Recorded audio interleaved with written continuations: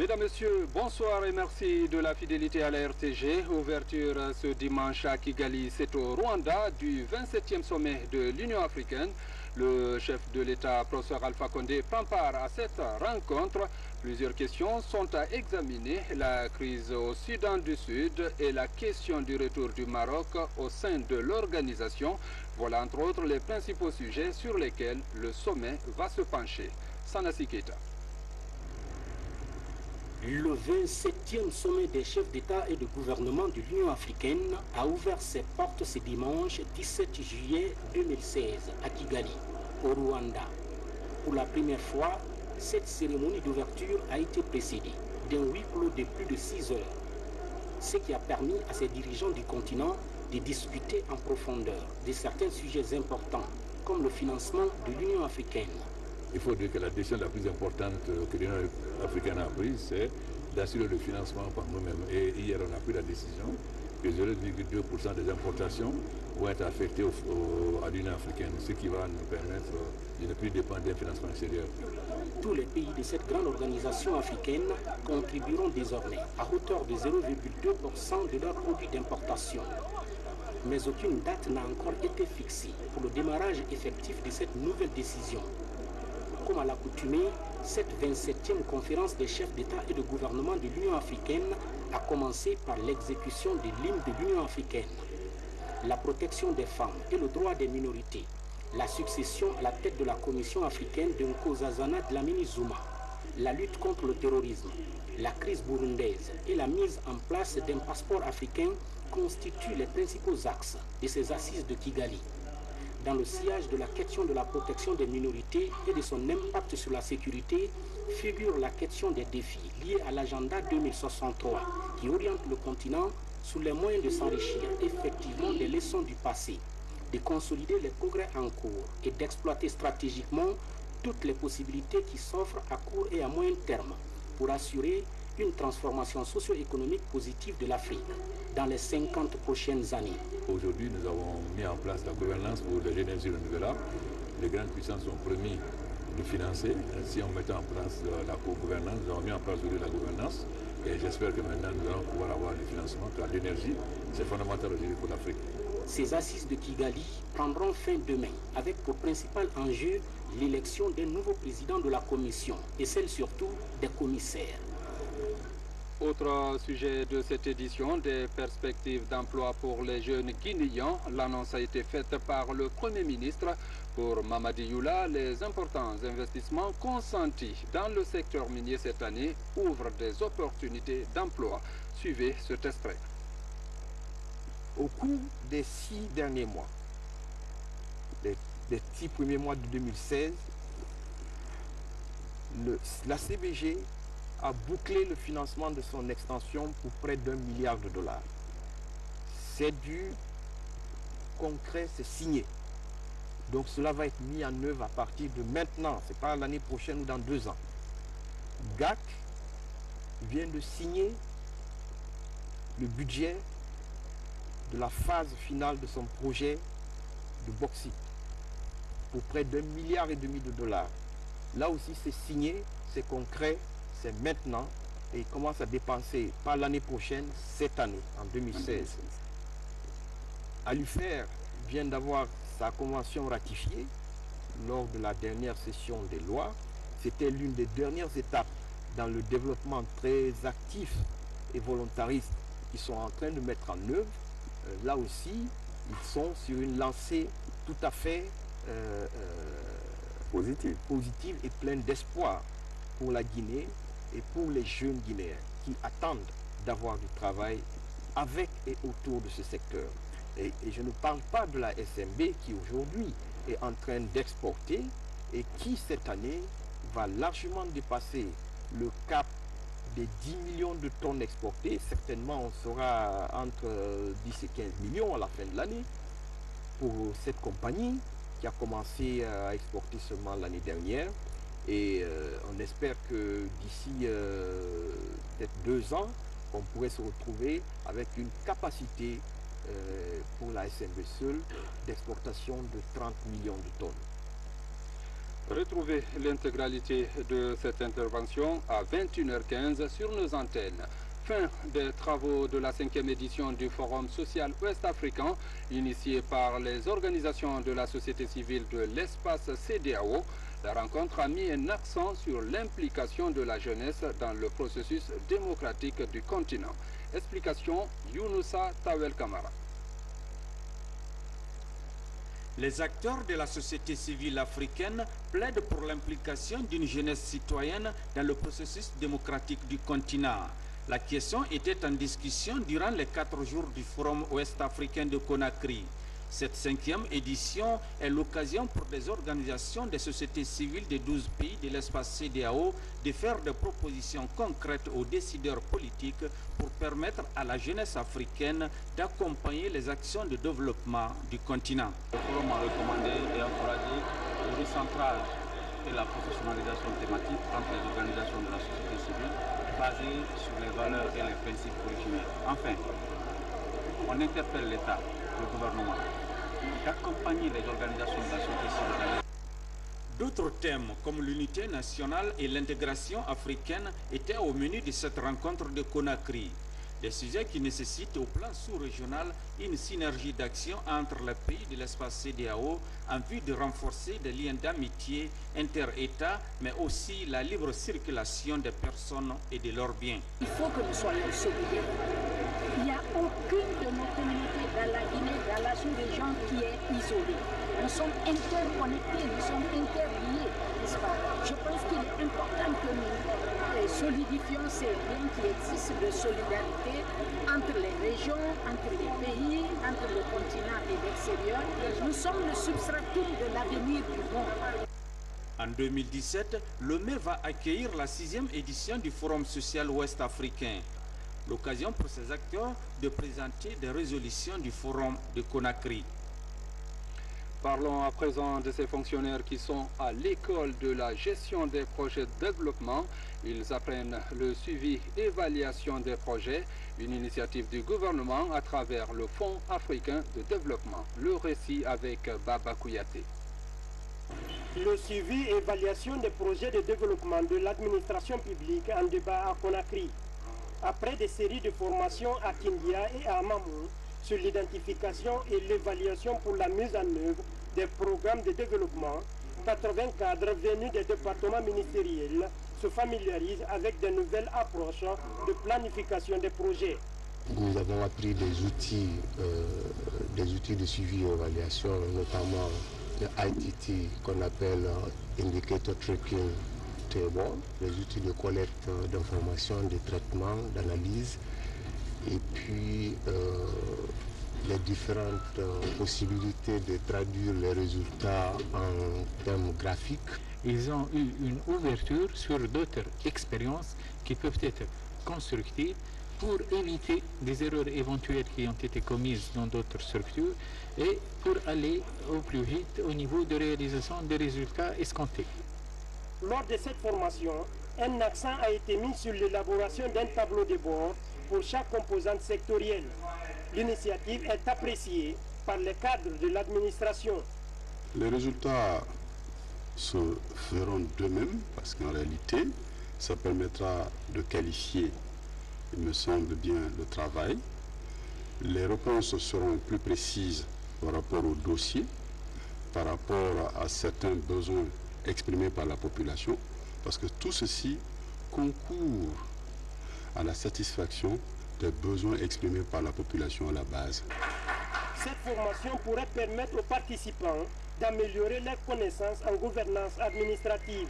Ils ont pour défi de traduire en pratique des compétences acquises pour rendre efficace le travail au sein de l'administration centrale.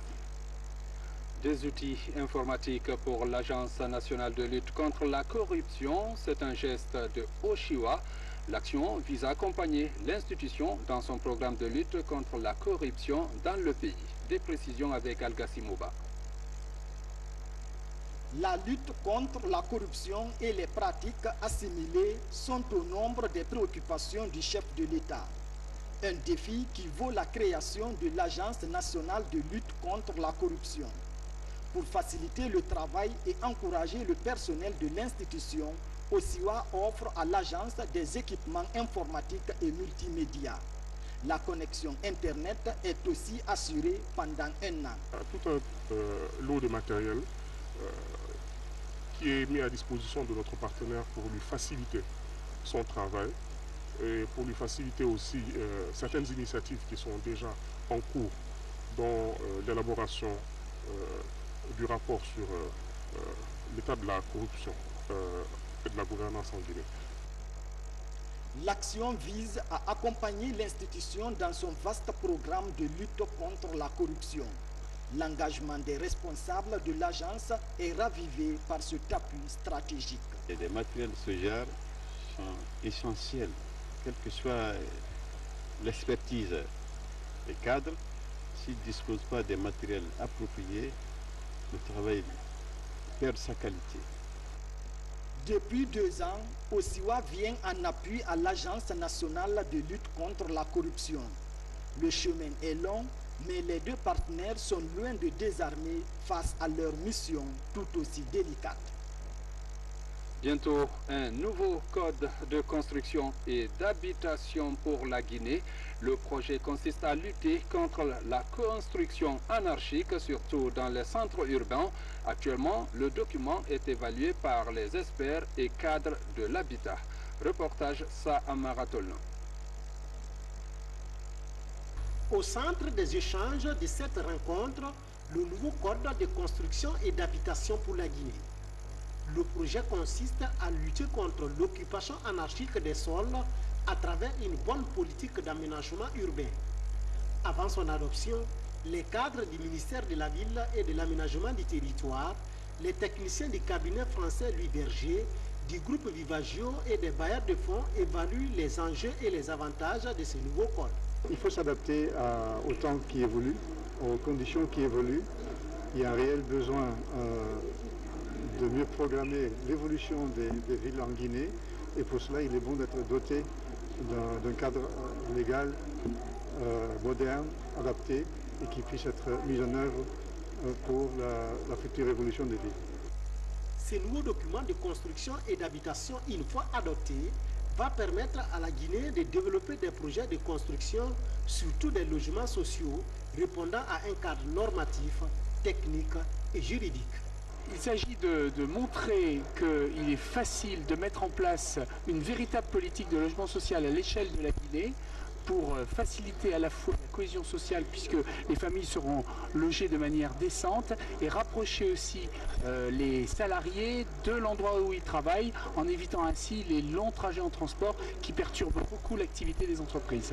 Le document qui va être présenté aujourd'hui servira désormais de base et d'orientation non seulement pour l'administration guinéenne, pour le secteur privé, pour les habitants, tous les Guinéens détenteurs de terrain, de titres fonciers ou bien de logements ou bien qui aspirent à avoir des logements sociaux. 2 jours d'échange permettront à tous les acteurs engagés dans ces projets d'avoir une plus grande connaissance de leurs responsabilités. Dans le secteur de l'automobile, on s'achemine vers la relance des opérations de visite technique. La société Civita compte lancer les travaux d'aménagement de son nouveau site à Anta, c'est dans la commune de Matoto. Cette relance va permettre à la Guinée de mettre de l'ordre dans la circulation tout en facilitant le contrôle de l'importation des véhicules. Les précisions avec Ansouman Toumani Kamara. Le feuilleton Civita pourrait bientôt prendre fin.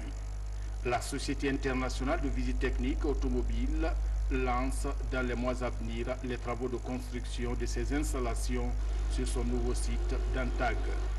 Une fois opérationnel, Civita représentera une assiette financière importante pour l'État selon son business plan. La part de l'État qui nous sera revenue, tant pour les États-Unis que le Canada, que l'Europe, par rapport au nombre de véhicules rentrés, ce n'est pas moins de 15 000 véhicules. Et l'État n'a pas moins de 20 à 40 dollars par véhicule importé. Ça, c'est taxe posée, payée par nous vis-à-vis de l'État. Civita intérieur, chaque cas, l'État guinéen gagne au minimum, y compris bien entendu la TVA, pas moins de 30% de nos recettes. Outre son rôle régalien de sauvegarde de la vie humaine à travers les visites techniques auto, Civita contrôlera aussi dans les ports européens et américains tout véhicule en direction de la Guinée. Les véhicules à être contrôlés pour freiner l'envoi des épaves, des ferrailles, des tombeaux ouverts en Guinée via l'Occident. C'est pourquoi les partenaires sont plus pressés que moi, tant pour l'investissement, c'est pourquoi les équipements sont en Guinée, qu'à l'extérieur. Et les sociétés là sont là-bas dans les différents ports, en rapport avec les différentes compagnies de bateaux, avant d'embarquer un véhicule, et dont les normes seront fixées par nous grâce à l'autorisation que le gouvernement va nous donner. Apporter de l'argent dans la caisse de l'État, mettre de l'ordre dans l'importation des véhicules en Guinée et contribuer à la sécurité routière, des rôles essentiels qui confèrent à Civita une notoriété. Environnement, le Maroc a abrité une conférence internationale sur l'eau et le climat. C'est dans le cadre des préparatifs de la COP22 qui aura lieu à Marrakech du 7 au 18 novembre prochain. Une rencontre qui sera placée cette année sous le thème de la sécurité hydrique pour une justice climatique dans le monde. Hassan Hilal Silla. C'est dans ce complexe hôtelier du Sofitel que le chef du gouvernement marocain Abdellah Ben Kiran a procédé à l'ouverture officielle des travaux de la conférence internationale sur l'eau et le climat à Rabat. Une vingtaine de délégations officielles, dont 12 conduites par des ministres en charge du secteur de l'eau, prennent part aux travaux. La ministre marocaine déléguée en charge de l'eau a souligné l'importance de cette conférence pour les pays africains dans le cadre de la COP22.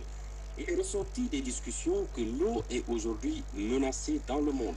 Le commissaire de l'OMVS cite le cas du massif du Fouta Djallon. L'eau est menacée aujourd'hui, et en particulier du côté guinéen où il y a des massifs du Fouta Djallon qui donnent naissance à près de 800 cours d'eau qui alimentent l'Afrique de l'Ouest. Donc nous sommes là pour partager notre expérience avec tous les participants, mais également chercher des mécanismes de financement pour que l'eau devienne vraiment une priorité dans le cadre de la climatique. À la suite de cette ouverture officielle, les panélistes de la conférence se sont penchés sur des pistes de réflexion portant sur comment inscrire l'eau parmi les priorités de la COP22. Le pays s'engage à changer d'approche technique et intellectuelle face à la gestion de la denrée vitale qu'est l'eau. Célébration de la Journée mondiale de la population, cette cérémonie a été une occasion pour les ONG et autres associations de faire le plaidoyer pour renforcer la lutte contre les violences basées sur le genre. C'est un sujet réalisé par nos confrères de la RTG Boulbine. Suivez. L'excision, le mariage précoce, les violences physiques, sexuelles et la disparité du genre sont entre autres problèmes rencontrés par des milliers de jeunes filles au cours de la période de transition de l'enfance à l'adulte.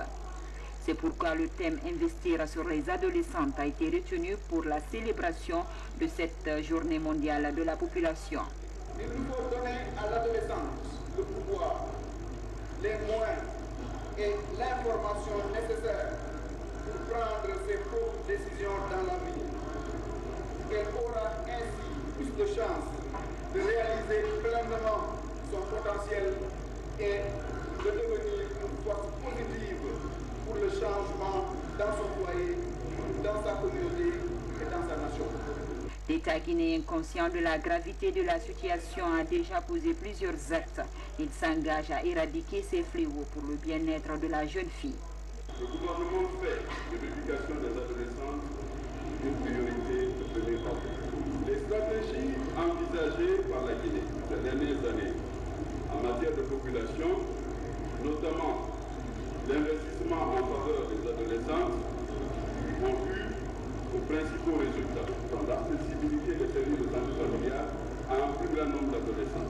Au cours de la cérémonie de sketch liée aux conséquences du mariage précoce et de la déscolarisation des jeunes filles ont été présentés.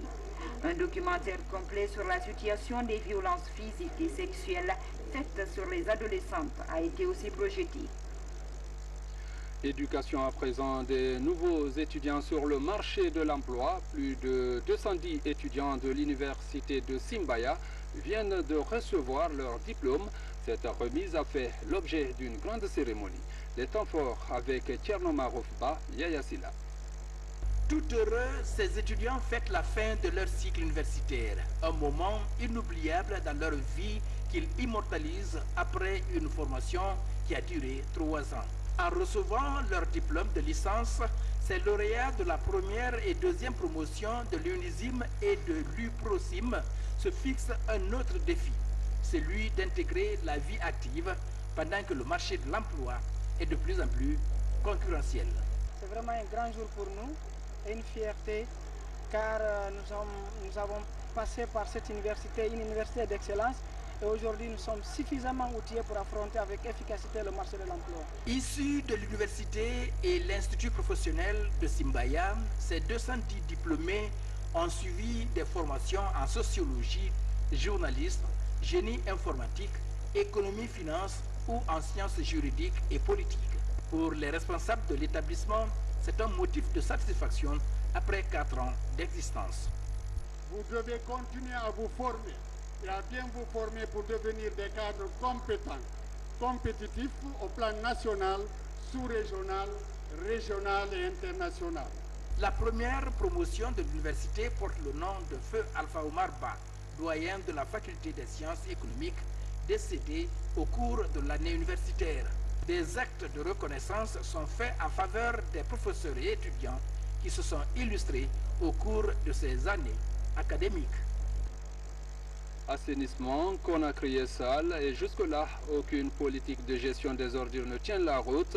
C'est pourquoi un groupe de jeunes se lance dans l'organisation des journées d'assainissement. Depuis ce matin, ils débarrassent les espaces publics des tas d'immondices. Ça se passe à Nongo, Petit Simbaya, dans la commune de Khatoma. Notre reporter Tcherno Ousmane Diallo vous fait découvrir cette action citoyenne. À travers leur engagement, ils veulent passer 2 messages. Servir de modèle dans l'assainissement et inciter la couche juvénile à s'impliquer dans le combat pour refaire de Conakry la perle d'Afrique de l'Ouest. Les jeunes de Nongo Tadi dans la commune de Khatoma ont décidé de prendre à bras le corps la question de l'assainissement dans leur zone. Une prise de conscience née d'un constat. On voit que vraiment il y a des ordures qu'on jette ici qui nous dérangent. Raison de plus, on s'était réunis pour prendre une décision aujourd'hui d'assainir ce quartier. Parce que si on regarde d'ailleurs dans les autres pays comme le Rwanda, si on voit aujourd'hui que le Rwanda est propre, c'est parce que la jeunesse s'est levée pour aider le gouvernement en place. Et c'est ça notre objectif aujourd'hui. L'initiative est fortement encouragée. Au milieu des jeunes, les responsables locaux et religieux apportent leur soutien et déclinent leur nouvelle ambition. Décrocher la palme du quartier le plus salubre de Conakry en pérennisant ce genre d'action citoyenne.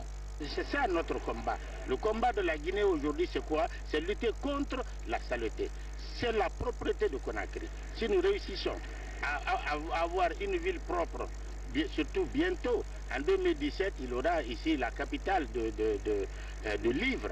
Ça, c'est un grand événement et nous voulons vivre cet événement-là. Nous, Nongo Tadi, nous voulons vivre proprement justement cet événement. Il faut que la ville soit propre. Dieu nous a dit d'abord, lui, il est propre, il veut ce qui est propre. Donc on est fiers de la jeunesse de Nongo Tadi pour leur initiative-là. Ça ne peut pas nous laisser sans motif en tant que religieux. Après les alentours du stade de Nongo, les jeunes promettent assainir le marché. Prochaine étape de leur projet citoyen le week-end prochain, des actions qui pourraient faire tache d'huile. Sport dans ce journal, le coup d'envoi de la 4e édition du Challenge international de handball sera donné samedi 23 juillet au stade du 28 septembre. 17 équipes féminines et masculines prendront part à ce tournoi. Les préparatifs de cette rencontre continentale avec Ibrahima Sori Fofana. C'est dans ce gymnase en chantier que la crème du handball des 8 pays de la zone 2 du Conseil supérieur des sports en Afrique plus le Maroc se donne rendez-vous du 23 au 28 juillet pour la 4e édition du Challenge Trophée international de handball. Une initiative de la Fédération guinéenne appuyé par la Confédération africaine et la Fédération internationale de handball. Notre délai sera respecté pratiquement d'ici mardi. Vous ne verrez plus les ouvriers, si ce n'est pas pour faire la maintenance. Mais je pense que les gros travaux sont réalisés à 95%. Nous sommes vers la finalisation et le mardi, l'ingénieur nous a promis de nous remettre les installations.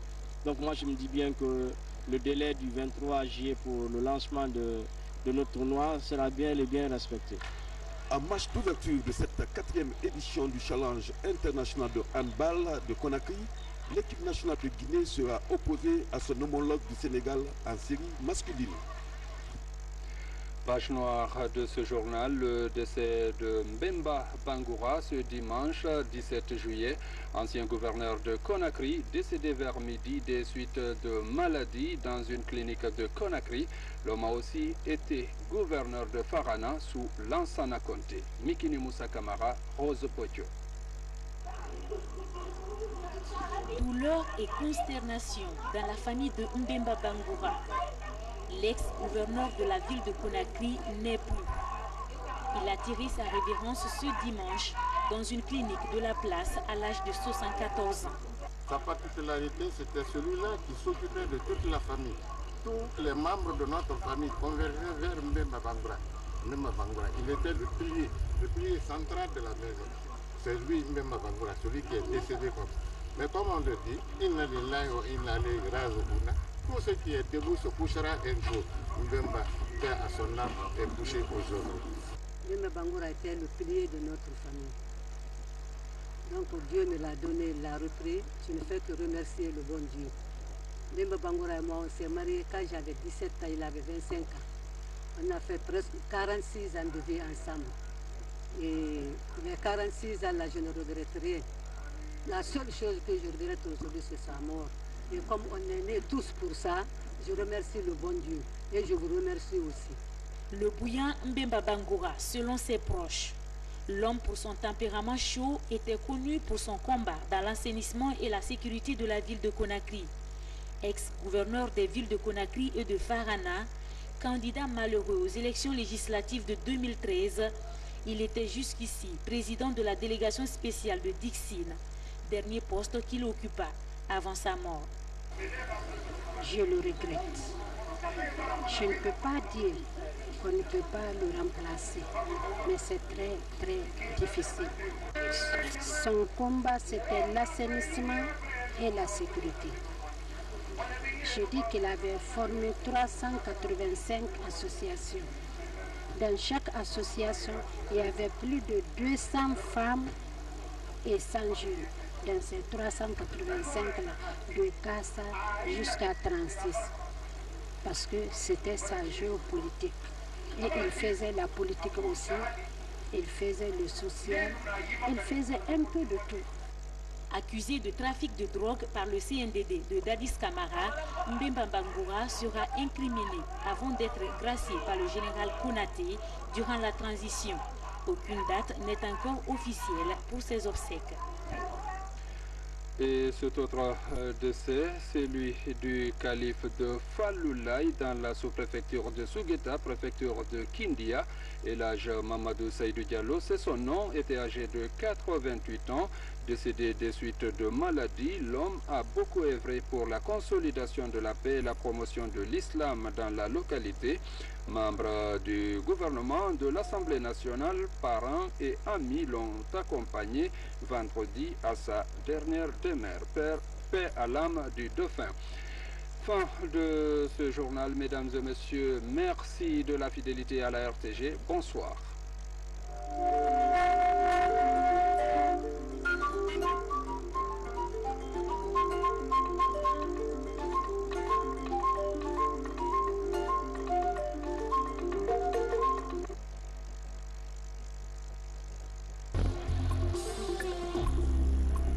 Ce jeudi 21 juillet 2016, à partir de 15h, venez voir dans une ambiance paradisiaque l'émission Grand Public sur le plateau de la RTG Koloma.